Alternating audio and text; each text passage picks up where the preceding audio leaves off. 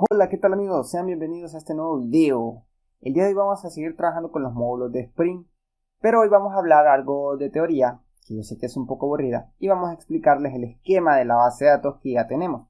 Ok, en videos anteriores, en cursos anteriores, trabajamos un poco de HTTP, también trabajamos un poco de otros proyectos de Spring o módulos que nos podían servir. Y lo que básicamente teníamos, o sea, no en los videos anteriores, sino que en cursos anteriores, que son los últimos dos cursos que grabamos, pues entonces expusimos un poco sobre estos dos casos. Pero bien, vamos a explicar primero qué es Java Persistence API y un poco sobre Hibernate. Vamos a hablar un poquito de la historia también. Pero bien, ¿por qué trabajar con estas tecnologías? ¿O por qué no simplemente trabajar otras? Es una muy buena pregunta que cualquiera se puede hacer. Miren, la mera verdad, algo que a mí me encanta de Hibernate, primero antes de explicarles qué es que es un proyecto muy maduro.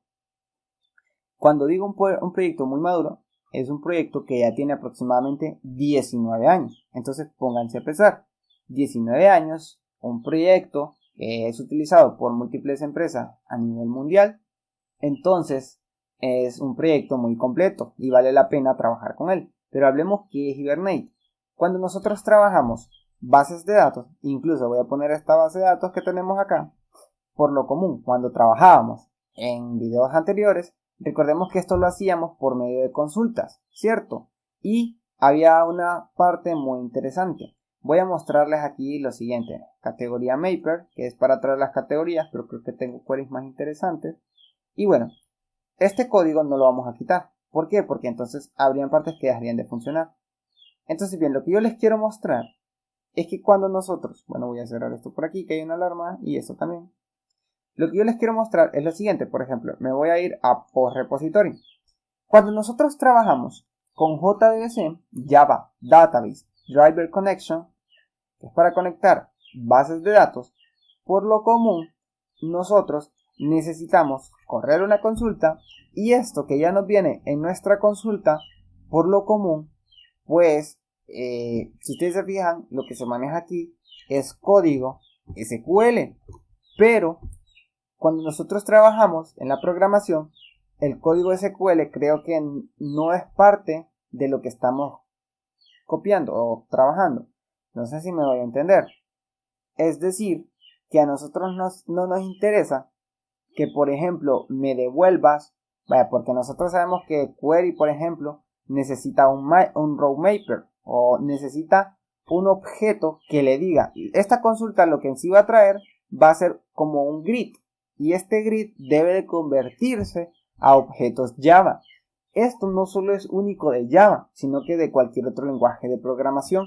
Es decir, en muchos lenguajes de programación nos interesa que nuestra información venga mapeada o venga rellena en objetos que podemos trabajar en Java. Porque un array list o un list tú lo puedes trabajar en Java.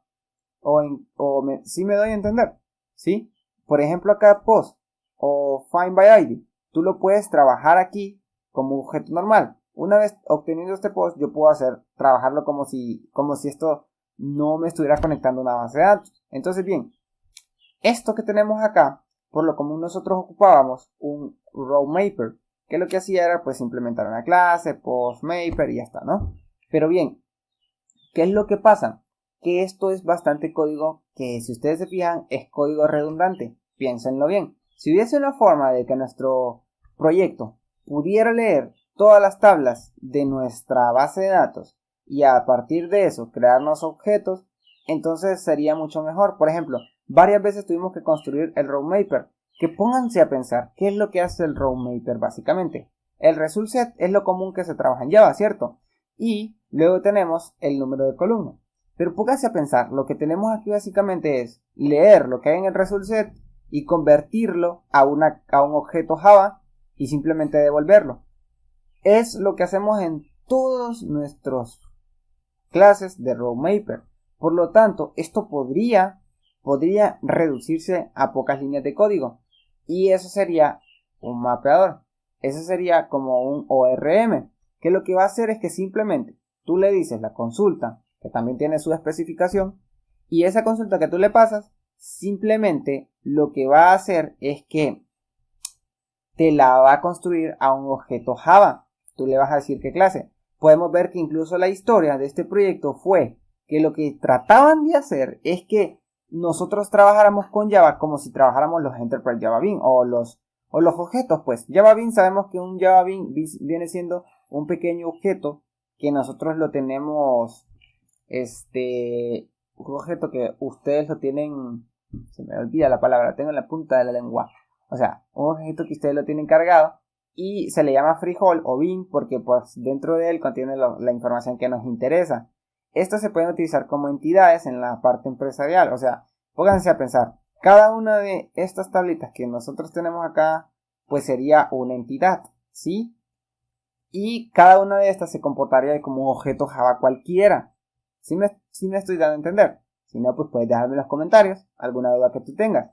Entonces, un ORM, Object Relational Mapping, lo que hace es mapear objetos relacionales. Entonces, esto va a ser una clase Java, esto va a ser una clase Java, esto va a ser una clase Java, esto también, todos van a ser una clase Java. Y simplemente el mapping lo que va a hacer es que los va a relacionar y te lo va a convertir en objeto. Pero bien, lo que estamos tratando de decir es que Hibernate se va a encargar de toda la parte transaccional también, porque eso es importante, entre convertir tu objeto Java a convertirlo a query de SQL o viceversa. Una query de SQL ya procesada te trae los datos, convertirlo a un objeto Java. Es muy importante que entendamos eso. Un apartado nuevo que les voy a decir que les voy a recomendar es que estudien un poquito sobre lo que es teoría de grafos. Les va a servir muchísimo. Ya van a ver más adelante por qué. Pero bueno, no los quiero meter mucho ahí. Hibernate ha tenido un trasfondo muy grande porque miren, cuando uno trabaja bases de datos que crecen muy grandemente, o sea, que comienzan a crecer demasiado,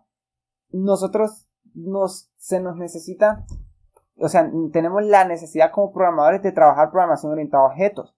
Y de repente, pues ustedes tienen interfaces gráficas, las cuales tienen algún código en concreto. Pónganse a pensar, ejecutar una factura, vaya. Esa factura que ustedes van a ejecutar, ¿sí? Tiene una lógica de negocio. Esta lógica de negocio por lo común va a trabajar con objetos Java. No va a trabajar con result sets y cosas así por el estilo.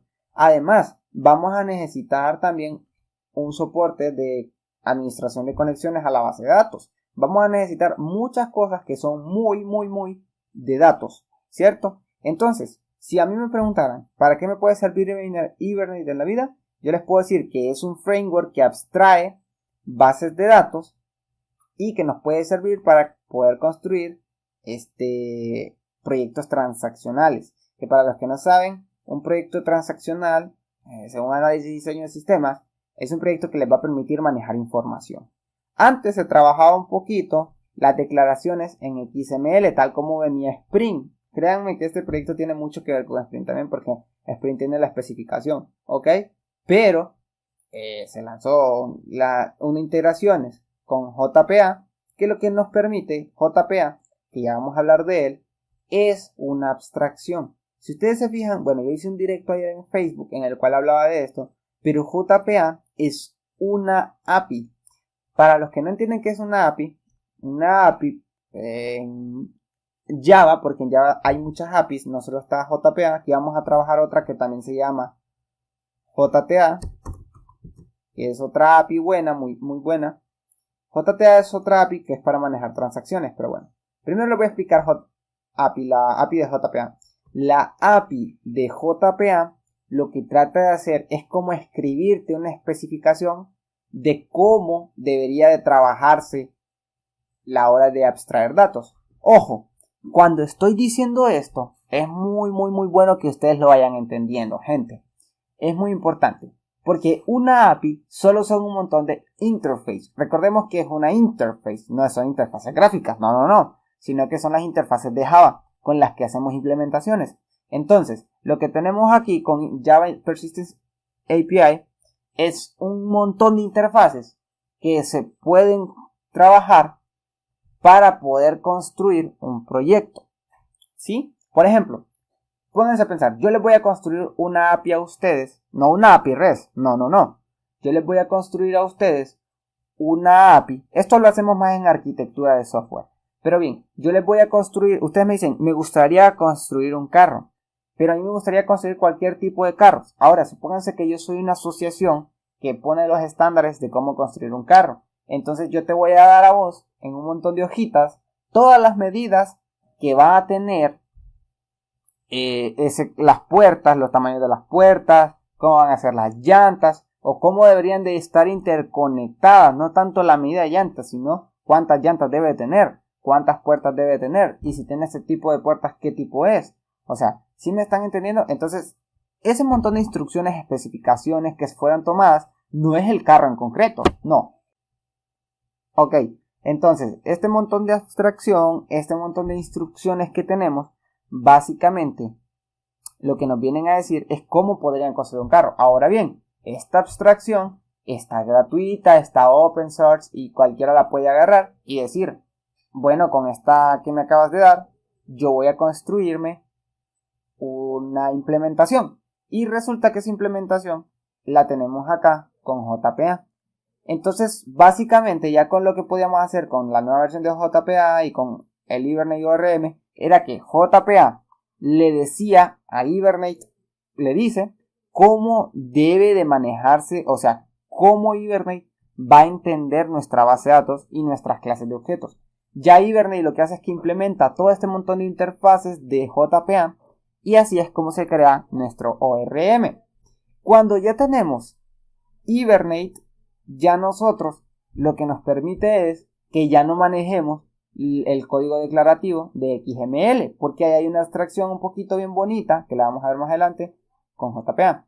Ahora bien, también hay otras especificaciones, tenemos por ejemplo NHibernate, que aquí dice que es una conversión del lenguaje Java a C# para que puedan integrar con .NET, y está muy genial, se los voy a decir, ya esto lo vamos a hacer en otro video. También es como Entity Framework para los que vienen de otros lenguajes, es como Mongoose para los que vienen de Node.js.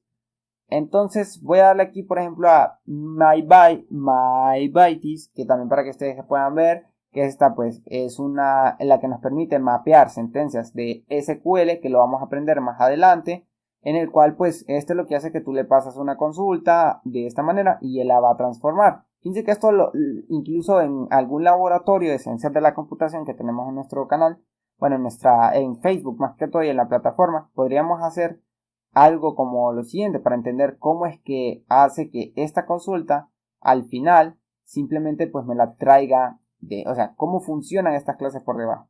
Esto es importante que ustedes lo hayan entendido porque vamos a ver más adelante, porque es que Hibernate es demasiado grande, ponete a pensar, vamos a trabajar en una tecnología que tiene 20 años de estar en el mercado y es utilizada por muchas empresas. Ahora bien, ¿qué es Java Transaction API? Que acá no hay mucha descripción. Miren, Java Transaction API es para manejar transacciones. Esto es muy importante. Si ustedes se saltaron el video y se les olvidó escuchar esto, pues créanme que se están perdiendo la mejor parte de utilizar Spring. La transaccionalidad en un sistema, gente, es cuando tenemos cuando tenemos una consulta, por ejemplo, pónganse a pensar, voy a insertar una factura. Cuando yo inserto una factura, yo inserto factura y luego descripción de productos. Y estas son dos tablas diferentes, ¿ok? Primero, yo necesito insertar la factura y luego las descripciones en otra tabla. Entonces, ¿qué pasaría si una de estas descripciones está incorrecta? Tendría que correr la consulta y borrar lo que acaba de colocar. Entonces, ¿cómo se hace? O sea, ¿cómo lo hacemos? En este caso, por ejemplo, pónganse a pensar, tenemos post. Yo sé que cuando yo inserto un post, tengo que insertar todo su contenido. Pero, ¿qué pasaría si yo no insertara el contenido, un contenido de esto esté malo y ya se insertó el post? Tendría que hacer a lo que se le conoce como un rollback o algo así, ¿no? O sea, devolver la consulta. ¿Sí? Entonces, eso, pues tenemos que aprender a manejarlo. Ok. Una vez ya explicado eso, JTA tiene para transacciones locales y para transacciones en servidor. De hecho, acá pueden ver un poquito cómo hay un versus, de hecho, o cómo hay un pro y una contra, de cómo, por ejemplo, bueno, una aplicación en un servidor tenemos el JDBC Driver Manager y pues él se conecta a la base de datos. Mientras que un sistema transaccional ya es más complejo. Aquí ya vamos entrando a cosas un poquito más complejas, gente. Yo sé que ustedes pues piensan, por ejemplo, que esto es demasiado abstracto. Por ejemplo, yo me voy a Node.js. Yo no sé si esto tiene soporte de transacciones porque a veces uno no las piensa que son requeridas.